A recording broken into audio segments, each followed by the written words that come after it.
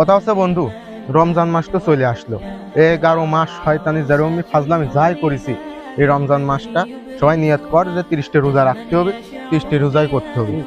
আর মনে কর যে যে যে যে কয়টা খারাপ রিলস পাঠালি, বিশেষ করে তোর করছি, এই একটা যদি খারাপ রিলস আমার জিহাদের কাছে তুই পাঠাস, তোর খবর আছে বন্ধু।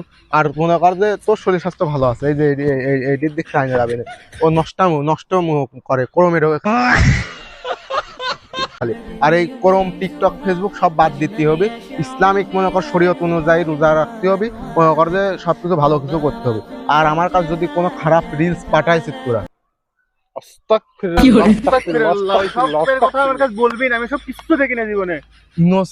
এত পরিবর্তন কথা সেইটি না। ফেসবুক পর্যন্ত আমি ঢুকি না। আমো না আমিও। তোর মাথায় টুপি কই, পাঞ্জাবি কই।